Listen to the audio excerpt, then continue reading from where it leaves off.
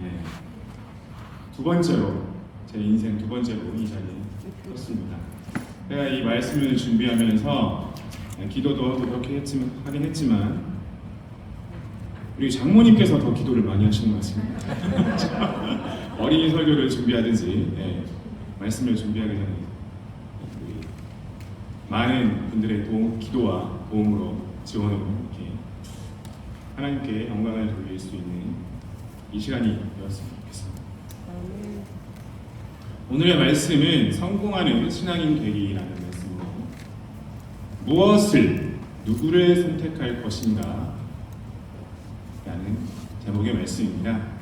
어린이들부터 시작해가지고 우리 어른들, 특히 우리 교사님들 모두가 같이 한번 들으면 굉장히 의미로 다가올 것 같습니다. 오늘은 제가 이제 초등학교 현직 교사로서 정읍중앙교회의 다른 모든 분들보다도 제가 조금 더 관심이 있는 그런 분야를 성경 말씀을 바탕으로 하여 교육적인 관점으로 풀어보고자 합니다. 이 사진은 얼마 전에 있었던 젊으시죠? 23살의 서울 서희초 교사 죽음에 대한 추모 사진입니다. 뉴스 많이 혹시 들으셨나요? 네. 그리고 이 사진은 이번 주 9월 4일 월요일 전북교육청 앞에서 있었던 추모 집회 사진입니다. 여기 보시면 여기 저도 있습니다. 네. 자세히 보시면 여기 하나의 점이었지만 한 목소리를 내기 위해 이렇게 저도 모여서 집회에 참석을 했습니다. 다음은 최근까지도 학교 현장, 교육 현장에서 실제로 일어나고 있는 일들입니다. 다들 말세야 말세, 세상 끝이야 끝 하면서 이제 찝찝하면서 이제 혀를 차시잖아요. 그런데 교육 현장에서도 정말 마지막 때라는 것을 실감하게 합니다. 우리 교회에도 선생님들이 계시죠? 김지혜 예비 선생님, 김성범 선생님, 전수경 선생님. 교육계에 우리 교회만 해도 이렇게 교육계에 종사하는 분들이 계십니다. 네, 학생이 교사에 대한 폭언과 폭행. 네. 소리 지르더니 변기 뚜껑 들고 교권 침해 사례 본물. 초등생의 폭행 당하고 극단적 선택도. 이런 이야기들이 있습니다. 이렇게 바닥에 들어 누워서 수업을 하는 교사를 촬영하기도 하고 저도 깜짝 놀랐습니다. 수업 중에 실시간 라면 먹방을 하는 이런 우리 어린이들 이런 일이 있어서 되겠습니까? 심각한 상황이라고 생각이 듭니다. 이 선생님의 인터뷰를 제가 들었었는데 텀블러에 소변을 오줌을 넣어서 이제 마시게 하는 그 인터뷰하신 선생님께서 하시는 말씀은 뭐냐면 비참한 내가 정말 비참하다 그런 이야기까지 하는 교육의 현실입니다. 경악할 만한 일들이 벌어지고 있습니다. 교사에 대한 성희롱, 성추행, 성폭행 이런 것들은 말할 것도 없고 우리 어린이들 그리고 학생도 여기 계시는데 이런 일들이 있으면 될까요? 정확한 정답을 이야기해주고 있습니다. 우리 혜인 학생이 고개를 이렇게 안 된다고. 이런 일이 있어서는 안 된다는 거죠. 제가 말씀을 드리고자 하는 핵심은 여러 교권 침해 사례와 함께 우리나라의 교권이 무너졌다가 아니고 요즘 아이들이 무엇이 선이고 무엇이 악인지 선과 악을 전혀 구별하지 못하고 있는 안타까운 현실이라는 것입니다. 제가 근무하고 있는 학교에서도 아이들과 관련해서 여러 가지 문제가 발생하고 있는데 예를 들면 학생들 사이에서 일어나는 학교 폭력이라든지 학생이 교사에 대한 교권 침해 사안이라든지 왜 이런 일이 일어나는 걸까요? 도대체 왜? 교육부가 문제인가요? 아니면 교육청이 문제인가요? 아니면 학교입니까? 제가 거의 이제 17년쯤 돼가는데요. 중간에 뭐 쉬는 기간도 있었지만 17년 정도 이제 교직 생활을 하면서 느낀 점은 가정 교육이 가장 중요한 문제라는 것입니다.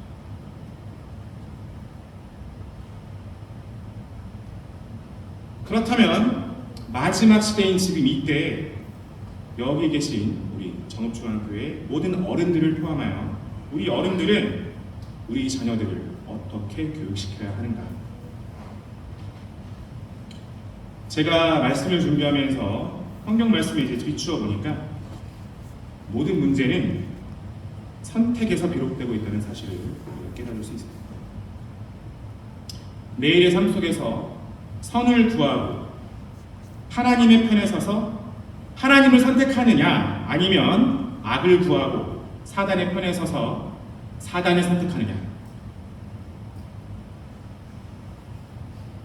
정말 중요한 문제겠죠. 우리 삶에 정말 중요한 문제라고 생각이 듭니다.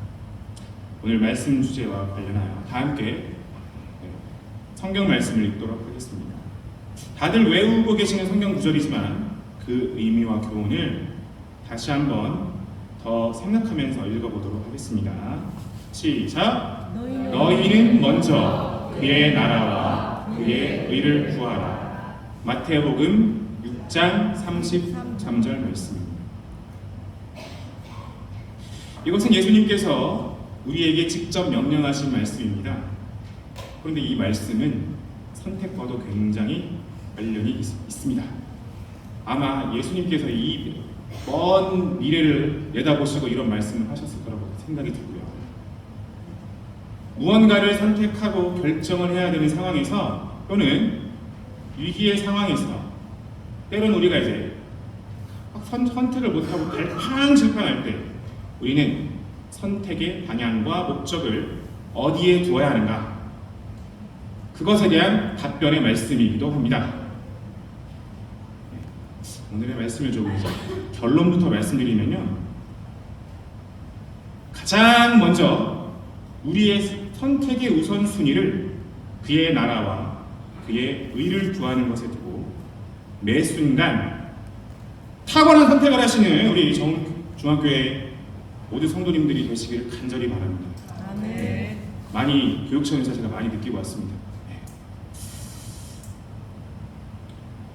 사실 인간에게 주어진 최초의 선택의 문제는 창조주에 대한 순종, 믿음, 사랑의 시험이었습니다.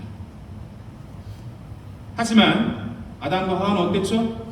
선택의 시험은 어떻게 됐죠? 통과했나요? 통과하지 못했습니다. 순간의 선택이 결국 무엇으로 이어졌습니까? 네, 내가 서보니까 정말 답변들이 없으시네요. 순간의 선택이 결국 죽음으로 이어졌습니다.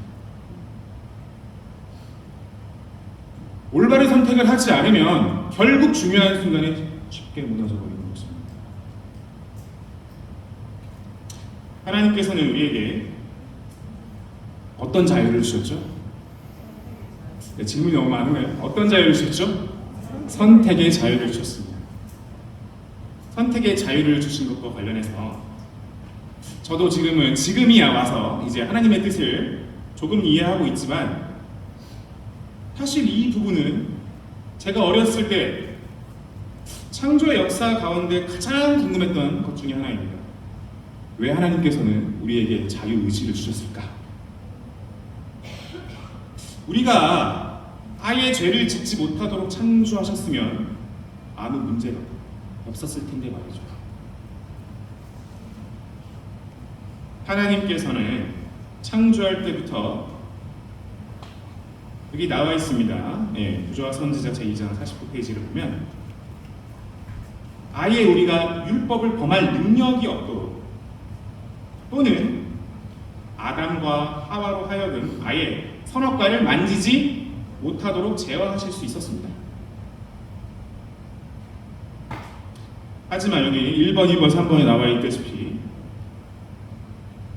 우리를 이렇게 창조하셨다면 우리의 순종은 자원하는 순종이 아닌 강요된 굴종이 되었을 것이다.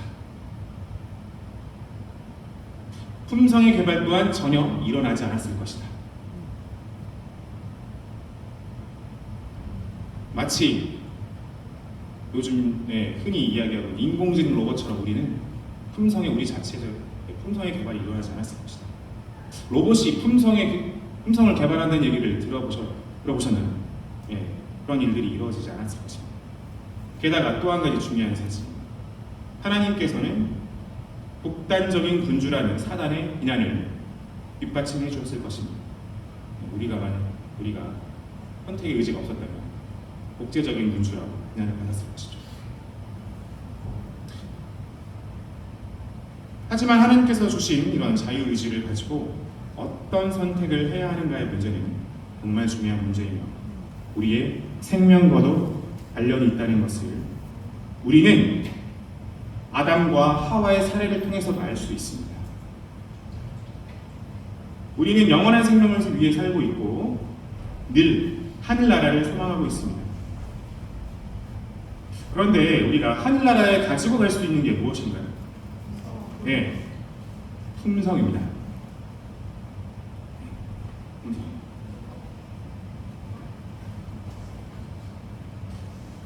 예언의 신에도 정말 많은 부분에 걸쳐서 품성 개발이라든지 품성과 관련된 단어들이 매우 반복적으로 사용되고 있습니다. 이렇게 중요한 품성을 개발시키기 위해서는 어떻게 해야 될까요? 강사 목사님들이 한 번씩 오셔가지고 말씀하시는데 올바른 선택이 습관화가 되어야 돼요. 품성을 개발시키기 위해서는.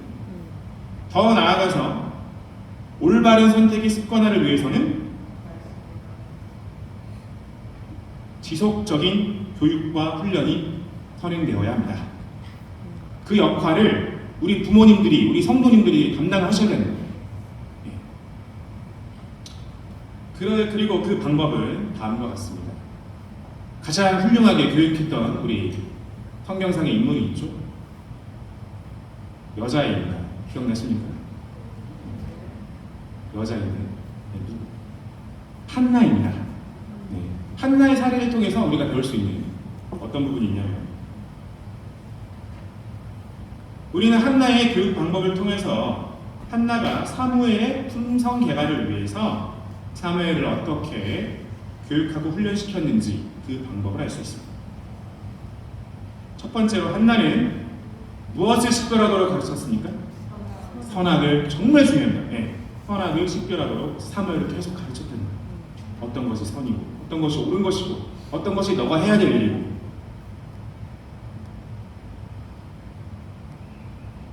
또한 주위의 모든 눈에 익은 것들, 천연계를 통해서, 무엇을 통해서 사무엘의 생각을 창조주께 향하도록 항상 힘썼습니다.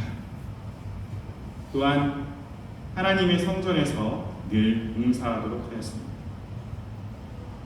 우리가 정리하면 세 가지로 이거 요약을 할 수 있는데요. 첫 번째는 선악을 식별하는 능력, 생각을 창조주께로 향하게 하는 훈련, 그리고 성전에서 크고 작은 봉사를 하는 훈련, 이런 것들이 우리의 자녀들을 올바르게 하나님의 그리스도인으로 성장시킬 수 있는 방법이라고 나와 있습니다. 질문 하나 하겠습니다. 계속 질문이 좀 잦은데요. 우리 성도님들은 우리 교회 아이들에게 이와 같은 훈련을 시키고 있습니까? 안타까운 현실이 좀 많이 보여요. 예를 들면 안식일에 게임을 하고 있어요. 이렇게.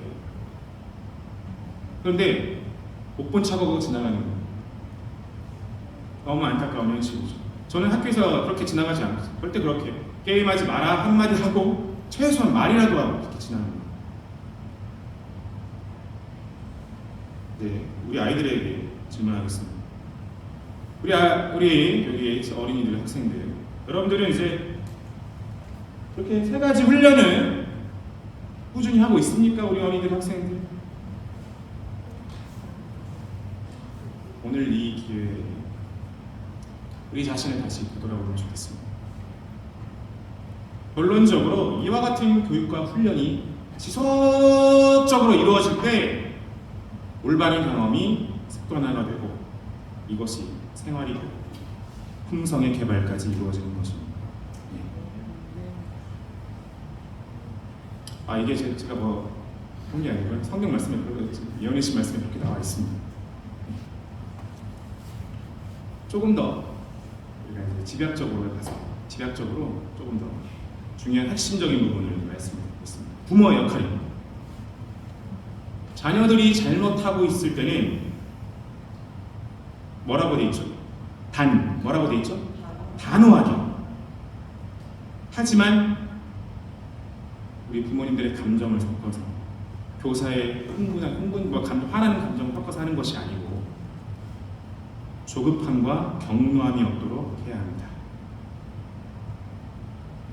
자신들의 모습을 한번 생각해 보시고요. 우리 성도님들의 그동안 어떻게 우리 아이들에게 어떻게 했는지, 그리고 우리 자녀들에게 내가 이제 연세 드신 분들도 계시지만 성장한 우리 아이들에게 어떻게 하셨는지 생각해 보시고, 또한 자녀들이 올바른 선택을 할 수 있도록, 그러니까 이렇게 지나가는 것이 아니고 방치하고 내버려두는 것이 아니고 명백한 길을 지적하고 그 안에서 행하도록 가르쳐 주어야 됩니다. 그런데 우리가 이제 부모님들께서 가장 염려하는 것 중에 하나가 뭐냐면요, 이런 이야기들을 하고는 올라와요. 이게 마음속에서 올라오는데 그것을 이야기했을 때 반응이 염려스러운 것입니다. 아이들의 반응이. 아이들에게 뭐뭐 해라. 안식일에 게임하면 안 되지. 안식일에 게임만 하지 말아라. 이렇게 이야기하면서 분명히 이렇게 이야기하면서 올바른 길을 안내해야 되겠는데, 분명히 수행해야 되겠는데, 그러나 이 같은 이야기들이 우리 아이들이 좋아할까요? 그 반응을 염려한다는 것입니다. 그 반응을 걱정하고, 그래서 하지 않는다는 거죠. 참고. 하지만 필요할 때는 어떻게 하라고 했습니까? 1번 어떤 어조로? 단호한 어조로 분명하게 우리가 이야기를 해줘야 됩니다. 우리 부모님들께서는 중요한 말씀 하나 드리겠습니다. 우리 부모님들께서는 자녀와의 관계가 틀어질 것을 염려하기보다는 사랑하는 우리 자녀들이 하나님과의 관계가 틀어지는 것을 더욱 염려하셔야 됩니다. 그리고 저도 좀 우리 미안한 마음이 많이 있어요. 예준이와 이슬이에게 미안한 마음이 많이 있는데 마음이 아픕니다. 화도 내고 혼도 내고 이 말로도 하고 막 이렇게 하지만 이제 제가 이제 또 드리는 말씀 한 가지 더 하면, 부모님과 이 자녀 사이에 어색해질 수 있는 관계를 자녀가 올바른 길을 선택을 하고 결국 훌륭하게 성장을 했을 때 그런 관계를 하나님께서 반드시 회복시켜 주실 것이라는 것을, 그런 사실을 믿으셔야 됩니다. 시작부터 틀어져가지고 어긋나서 이 아이의 인생이 꼬여버린다든지 그러지 않도록 우리가 지금부터 해야 된다. 또한 우리 아이들이 스스로 선택하도록 가르치되 선을 선택하도록, 즉 하나님의 편에 서도록 가르쳐야 하고, 많은 아이들이 집단적으로 행동할 때가 더 큰 문제거든요. 아이들이 예를 들면 문제 행동을 너도 이거 해봐, 괜찮아, 재밌어, 해봐, 친구 괴롭혀, 같이 괴롭히자, 이런 집단적인 행동을 할 때 다수가 잘못을 선택할 때, 이럴 때 옳은 것을 선택할 수 있는 그 힘을 심어줘야 됩니다. 그리고 세상과 연합시키는 대신에 말씀과 기도로 자녀들을 하나님과 지속적으로 연결시켜 주어야 합니다. 아까 제가 말씀드렸죠. 우리 성도님들의 책임도 분명히 존재한다는 것입니다. 우리 중앙교회 아이들을 올바르게 성장시켜야 될 의무가 우리 어른들도 그냥 지나가는 것이 아니에요. 격려와 응원 메시지도 알려주시고 아이들에게 기도도 해주시고 말씀하면 그냥 지나가는 것이 아니고 네. 어쨌거나 우리 부모님들뿐만 아니라 여기 계신 모든 성도님들을 포함하여 우리들은 우리 자녀들이 다른 사람에게 피해를 주지 않을 뿐만 아니라 선한 영향력을 행사하는 그리고 품성이 온유하여 내적인 힘이 강하여 타인의 본이 되는 그리스도인으로 성장시킬 의무가 있는 것입니다. 교회에서 아이들이 예배 시간에 너무 떠들거나 돌아다니든지 너무 떠든다든지 안식일에 앉아서 계속 핸드폰만 만지작거린다든지 다른 사람에게 좋은 영향을 미칠 수가 없거든요. 우리 지금 더 어린 아이들도 있는데 그 가장 어린 친구가 누구죠? 소단, 호율이 이런 친구 다 보고 자라는 거예요, 같이. 얼마나 교육이라는 게 얼마나 힘이 있고 무서운 것인지 아십니까? 선한 영향력을 이렇게 끼칠 수 있도록 또는 말씀을 하시는 우리 선생님, 이끄시는 전도사님, 학생반 이끄시는 전도사님 대들다든지 이럴 때 우리 자녀들이 올바른 길을 가도록 함께 협력하여 교육을 해주셔야 됩니다.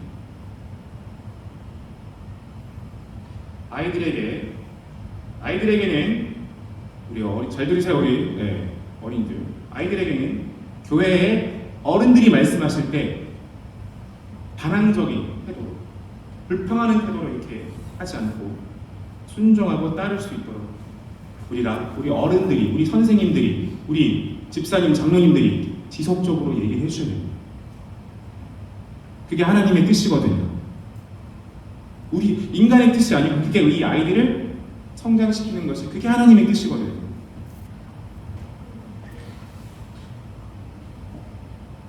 이에 더하여 단 한순간의 선택으로 위기를 극복했을 뿐만 아니라 하나님의 능력을 힘입어 큰 일들을 해냈던 성경상의 여러 훌륭한 인물들의 사례들을 우리 자녀들에게 끊임없이 제공해줘야 합니다. 또한 우리들도 이와 같은 성경 인물들의 생애를 면밀하게 살피고 본받기 위해 노력해야 할 것입니다. 제가 어렸을 때부터 가장 좋아했던 성경 말씀 중에 하나를 제가 읽도록 하겠습니다. 다니엘은 뜻을 정하여 왕의 음식과 그가 마시는 포도주로 자기를 더럽히지 아니하니라 하고 자기를 더럽히지 아니하도록 한 관장에게 구하니 다니엘 1장 8절이었습니다. 제가 이 말씀을 좋아하는 이유는 제가 음식 앞에서 가장 쉽게 무너지기 때문입니다. 네, 정말 어렵더라고요. 많이 무너졌었고 다니엘은 뜻을 정하여 여기 다니엘의 손을 화면 좀 띄워주세요. 여기 다니엘의 손을 보십시오. 다니엘의 손. 네, 다니엘의 단호한 손을 보세요. 얼마나 멋진 그리스도인의 모습입니까? 또한 우리는 우리 자녀들에게 한 가지 중요한 사실을 추가로 알려주어야 합니다. 다니엘이 여기서 끝난 게 아니죠. 다니엘에게 숱한 위기가 찾아왔지만 다니엘은 하나님의 편에 서서 하나님을 선택함으로 제국의 총리의 자리까지 올랐다는 사실을 우리 아이들에게 성공의 경험을 심어줘요. 이와 같은 다니엘의 성공의 경험을 우리 자녀들도 혜인이가 하나님의 편에 서면 너는 결국 성공할 거야. 성공할 수 있어. 이런 것들을 계속적으로 알려줘야 돼요. 이런 다니엘의 성공의 경험담과 같은 내용이 우리 어린이 설교의 주제로 많이 사용되어야 됩니다. 다니엘뿐만이 아니죠. 네, 숱한 위기를 겪었지만 결국 하나님을 선택하여 애굽의 총리가 된 요셉. 하나님의 능력을 힘입어 홍해를 가르고 이스라엘 백성들을 애굽에서 이끌어낸 지도자 모세. 큰 일들을 이뤄냈던 이 성공의 경험담들을 지속적으로 어렸을 때부터 아이 때부터 계속적으로 알려주고 너희도 뭐 할 수 있다. 훌륭한 모세와 같은 훌륭한 지도자가 될 수 있어. 하나님의 편에 섰을 때. 그 작은 조약돌로 골리앗을 이긴 다윗. 정말 제가 좋아하는 선지자 한 분 있죠. 하나님의 편에 서서 바알과 아세라 선지자 850명과 싸워서 승리한 엘리야. 느부갓네살 왕이 세운 신상에 절하지 않고 풀무불에서도 끄떡없었던 다니엘의 세 친구들. 이런 성공의 경험들, 이런 기적 같은 일들, 우리 어린이들에게 자꾸 심어줘야 됩니다. 어렸을 때. 그리고 작은 사소한 것도 중요합니다. 자신의 도시락을 예수님께 드리는 선택으로 5,000명을 먹인 결과를 낸 우리 어린 소년. 사실 이런 선택의 문제가 있어서 제 자신도 너무 부족하고 우리 아이들도 많이 부족하지만 이렇게 저도 우리 아이들도 그리고 성도님들도 하나님의 편에 굳게 서서 위기를 극복하고 큰 일들을 이루어낸 성경의 여러 훌륭한 인물들을 본받아 선택의 문제에서 전혀 고민할 필요 없이 다니엘처럼 전혀 고민하지 않고 하나님을 하게 되시기를 바랍니다. 이 말씀이 너무 와닿았습니다. 다음의 말씀인데요. 의지를 하나님께 굴복시킬 때 성공이 옵니다.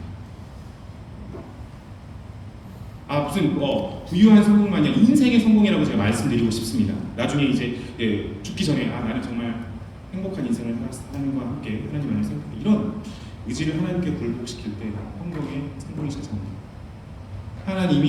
하나님의 의지의 편에 자신의 의지를 내어놓고 하나님께 순종합니다. 자신을 하나님의 능력에 결합시키면 어떤 상황, 어떤 장소, 그 어떤 시간에도 하나님의 능력을 힘입어 악을 행하지 않고 선을 선택할 수 있는 그런 지경에 서실 수 있습니다. 정말 중요한 순간에 옳은 선택을 하지 못한다면 그가 선을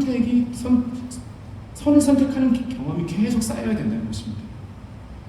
그래야지 사회적 지위가 아무리 높아도 아무리 교회에 성실하게 나오고 교회에서 아무리 열심히 봉사하여도 결단코 우리가 중요한 순간에 한순간에 무너진다는 중요한 순간에 선을 선택할 수 없다는 겁니다. 왜? 우리는 뭐 했기 때문에?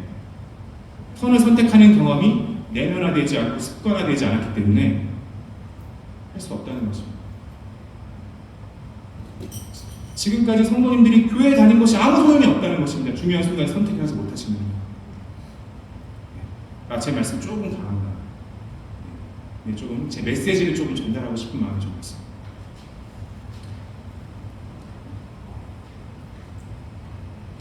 결단코 혼인잔치에 참여할 수 없는 것입니다.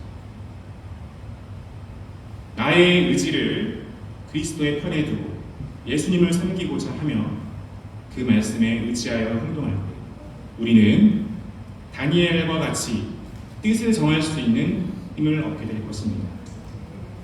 날마다 옳은 선택을 경험하고 이러한 선택이 습관이 되고 생활이 되고 삶이 되어서 죄악으로 혼란하고 선과 악이 첨예하게 대립하고 있는 이 세상에서 정말 중요한 순간에 하나님의 나라와 그의 의를 구하는 그런 선택을 하는 성공하는 신앙이 하나님의 남은 백성들이 모두 다 되시기를 바라면서 말씀을 마치겠습니다.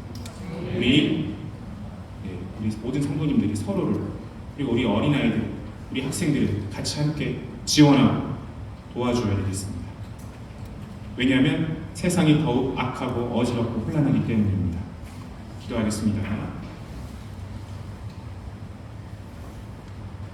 하나님 아버지, 우리가 제7일 안식일 예수 재림교회 안에서 참된 신앙을 알고 믿음의 주여 또 온전케 하시는 예수님을 선택할 수 있도록 도와주시고 또한 하늘을 소망할 수 있는 기회를 주시니 그 은혜를 인하여 감사를 드립니다.